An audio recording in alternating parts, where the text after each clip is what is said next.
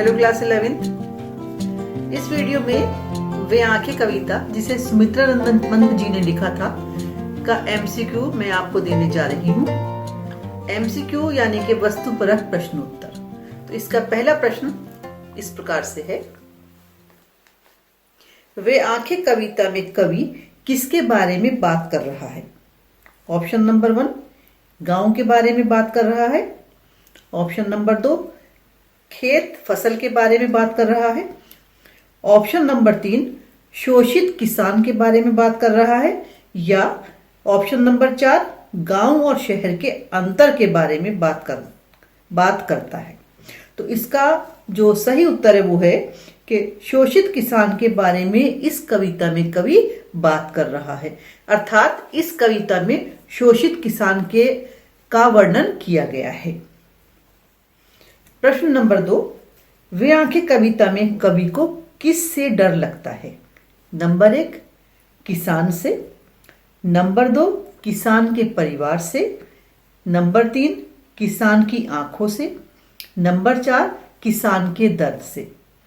तो वे आंखें कविता में कवि को किसान की आंखों से डर लगता है। नेक्स्ट प्रश्न इसका, किसान की आंखें कैसी हैं? नंबर 1 चमकीली, नंबर 2 अंधकार की गुफा जैसी, नंबर 3 लाल, नंबर 4 पीली। तो किसान के जिन आंखों से कवि को डर लगता है वो अंधकार की गुफा के समान है, यानी गहरी गुफा के समान उसकी आंखें दिखाई देती हैं। नेक्स्ट प्रश्न, किसान के प्रति संसार का कैसा व्यवहार है?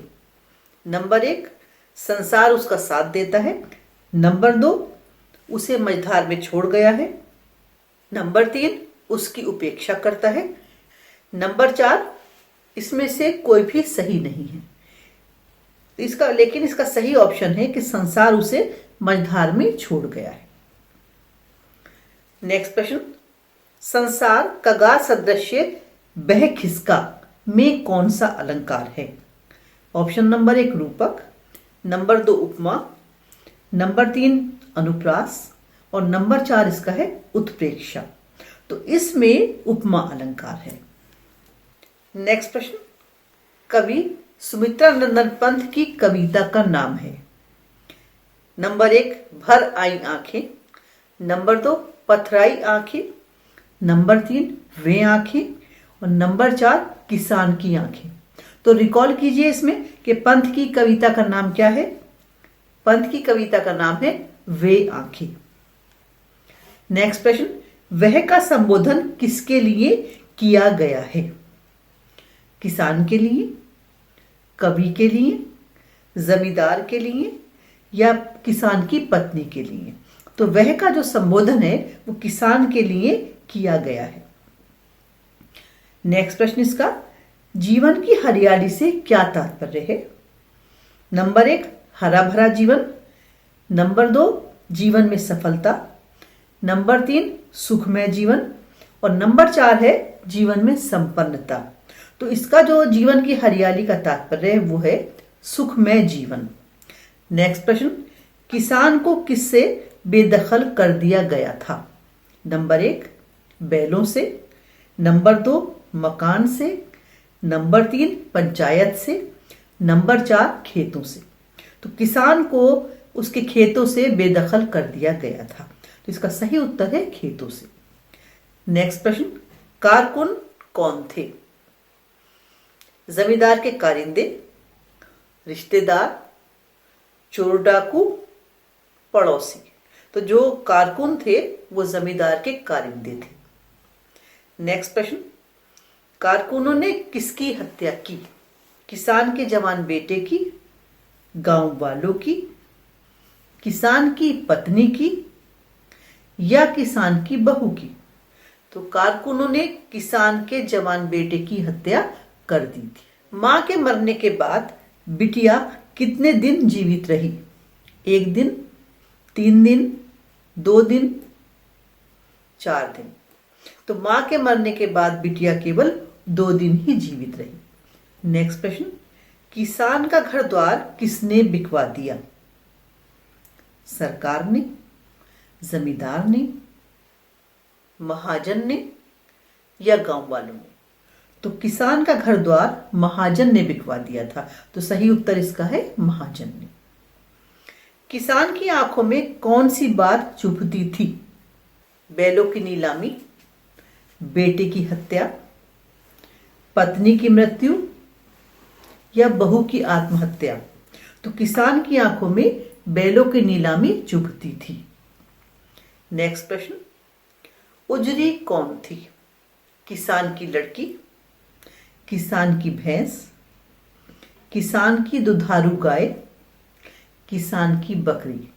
तो आप ध्यान कीजिएगा, उजरी किसान की गाय के लिए यूज किया गया था, तो इसका उत्तर है किसान की दुधारू गाय। किसान की आंखों में क्या नाचा करता था? उसका परिवार, उसके बैल, उसकी हरी भरी खेती, अतीत का सुख? तो किसान की आंखों में उसके अतीत का सुख नाचा करता था, यानी कि उसको अपना अतीत और सुख भरा जीवन बहुत याद आता था। नेक्स्ट प्रश्न है, आंखों का तारा मुहावरे का क्या अर्थ है? आंखों के आंसू, आंखों की पुतली, बहुत प्यारा, आंखों की रोशनी? तो आंखों का तारा मुहावरे का अर्थ है बहुत प्यारा। किसान की पत्नी किस चीज के बिना स्वर्ग सिधार गई? खाना, दवाई, इलाज, दुख? तो इसका उत्तर है दवाई। नेक्स्ट प्रश्न इसका, किसान की आंखें किसकी याद में भर आती हैं? लड़की की याद में, लड़के की याद में, पत्नी की याद में, बहू की याद में? तो उत्तर तो ऐसा लगता है जैसे लड़के की याद में किसान की आंखें भर आती हैं, नहीं, लेकिन जो हमारी कविता कहती है वो कहती है कि पत्नी की याद में किसान की आंखें भर आती हैं, तो इसका सही उत्तर है पत्नी की याद में। इसका नेक्स्ट प्रश्न है, किसान की पुत्रवधू को क्या विशेषण दिया गया था? कलंकनी, पतिघातिन, लक्ष्मी, कुलच्छनी? तो जब तक उसका पति जीवित था तब तक तो उसे कहा जाता था लक्ष्मी, लेकिन जब उसका पति स्वर्ग सिधार गया, उसे कारकुनों ने मार डाला, तब उसको पतिघातिन कहा जाने लगा। तो इस तरह से बच्चों ये हुए वे आंखें कविता के प्रश्नोत्तर, जो कि एमसीक्यू फॉर्म में मैंने आपको समझाई। कविताओं को ध्यान से पढ़िएगा और कवि कविताओं के नाम अवश्य याद कीजिए।